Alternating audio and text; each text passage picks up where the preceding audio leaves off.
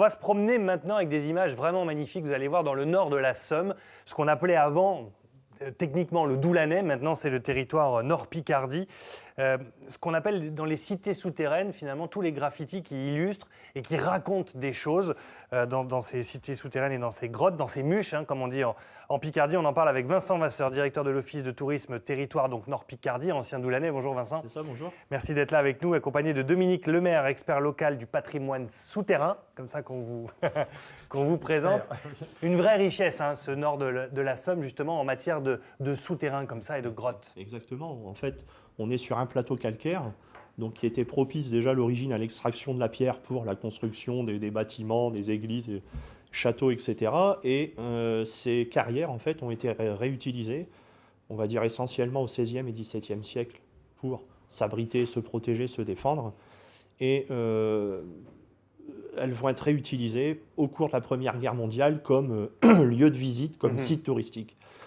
On va voir quelques images pour comprendre un peu à quoi ça ressemble. C'est vraiment des kilomètres de promenades comme ça souterraines, de grottes interminables avec des graffitis absolument partout. Elles ont une véritable histoire, ces grottes, quand on les voit à l'image comme ça. Là, elles sont éclairées, elles sont maintenant aménagées. Mais c'est quelque chose, quand on s'y promène, Dominique, c'est quelque chose qui... Qu'est-ce que vous ressentez, vous, quand vous vous promenez là ? C'est déjà tout l'univers souterrain qui est déjà un peu magique, qui attire beaucoup de monde. Quelquefois, un peu a fait délirer certains sur leur origine de ces grottes, mais effectivement, c'est assez prenant, d'autant plus qu'ils ont été fréquentés par des gens qui les ont creusés par nécessité de protection, et ensuite d'autres, plus tard, à la Grande Guerre, qui sont venus y mettre leur nom. C'est ce qu'on voit suffisamment précis pour qu'on puisse retrouver les descendants, et c'est ce qui est relativement facile à faire avec la mobilisation des Australiens, des Canadiens, des Néo-Zélandais maintenant. Ces graffitis racontent des choses tout à fait incroyables. Lionel sur Internet nous dit c'est un lieu qui fait rêver, qui vous ramène dans l'histoire avec des guides passionnés, et pour ceux qui préfèrent une visite audio, c'est intéressant également. Mais ce lieu vit grâce à la passion de toutes ces personnes dont vous faites partie. Vincent, ces graffitis, ils ont une véritable histoire, c'est un témoignage d'une époque. Oui, exactement. Mais disons que ne serait-ce que la date du graffiti nous ramène à une époque donnée. Parfois, on a le nom de la personne qui l'a gravé ou qui l'a écrit. Donc, il y a des recherches qui sont faites. C'est le cas à Naour, mais également dans d'autres souterrains. C'est-à-dire qu'on va avoir, au cours de la Première Guerre mondiale, les soldats en convalescence qui vont inscrire leur nom avec leur numéro de matricule, leur régiment, la date. Et on retrouve aujourd'hui, chez les descendants de ces personnes-là, les carnets qui ont été sauvegardés, dans lesquels le soldat met... voilà, tel jour, on est allé visiter tel souterrain, tel souterrain. Ça servait de quoi, là ? Pourquoi est-ce que... Parce que c'est presque à peu près tous les mêmes, finalement, sur ces petits carreaux comme ça. Il y a le nom, il y a l'origine, on a vu pas mal d'Australiens aussi. Oui. Ça permet de témoigner, de dire on était là, mais elles servaient à quoi, ces muches, finalement, Dominique ? À l'époque où elles sont visitées par les soldats britanniques, c'est une interrogation.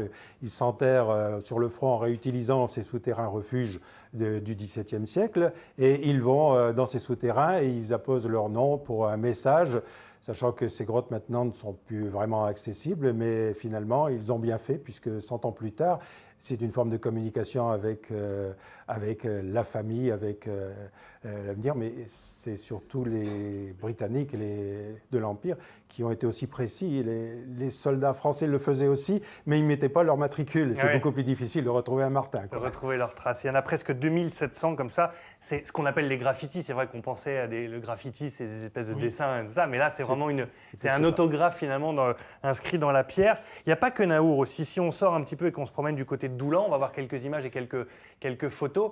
Là aussi, il y a des souterrains. Là aussi, ça se visite. Et là aussi, il y a un véritable patrimoine planqué comme ça, où on aime bien se cacher. Oui. On connaît la citadelle de Doulan.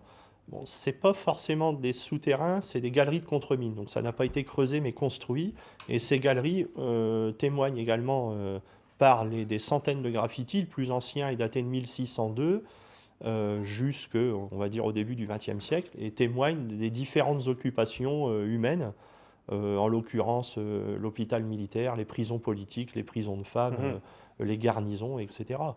Il y a un véritable engouement touristique pour ces souterrains comme ça qui se visitent, que ce soit Doulan, que ce soit Naour. Il y a un intérêt de plus en plus important.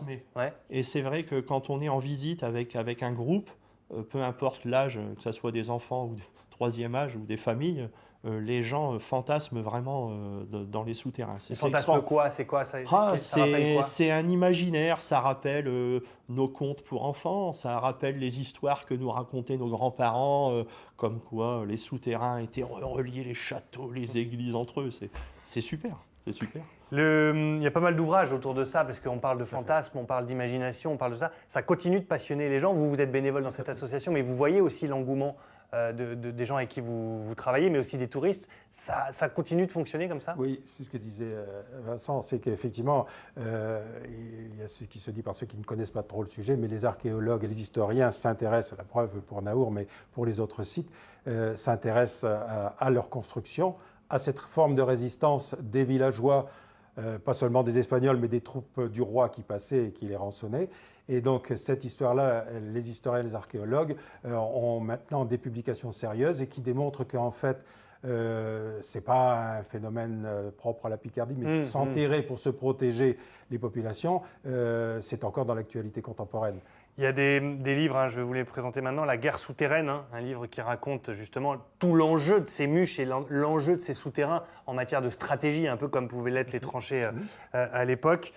Ces fameuses mûches, comme on dit en Picardie, hein, ces mûches, les souterrains refuges de la Somme, avec un guide très précis, avec pas mal de photos, de textes et d'explications. Et puis là, c'est un ouvrage un peu plus technique, issu d'un colloque, justement. Oui, alors justement, l'association, il y a une association qui s'appelle l'association Arras et qui est très active dans l'inventaire avec les élus et faire ça de manière très, très sérieuse. Et récemment, ils ont découvert un tunnel d'entraînement à creuser les tunnels à Étaples. C'est vous dire qu'effectivement, il y a beaucoup de choses encore à découvrir et à faire connaître sérieusement. Très bien. Et donc, on a des colloques qui réunissent des personnes qui dépassent le cadre du territoire du Doulanais, de l'ancien Doulanais. Merci beaucoup. Merci à tous les deux d'être venus sur ce plateau. Anne-Sophie, alors, séduite? Convaincue? Ah oui, séduite. C'est parce que c'est sous terre, mais j'aurais bien aimé qu'on fasse une émission un jour en direct de là-bas. Alors, en direct, c'est compliqué, mais on l'a déjà fait et on la refera sûrement enregistrer, celle-là, je pense, pour le coup. Oui. Ah oui, je pense. Et je viendrai avec vous cette fois-ci, Thibaut. D'accord?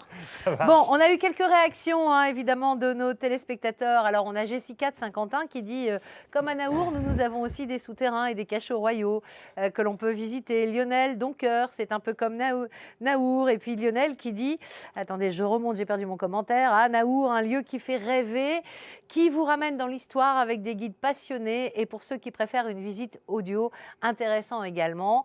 Mais ce lieu vit grâce à la passion de toutes ces personnes. Félicitations. Donc voilà, bravo messieurs. Très bel endroit à découvrir. Si on ne le connaît pas, c'est ce que je ferai très bientôt. Merci Anne-Sophie. C'est une de mes résolutions 2018.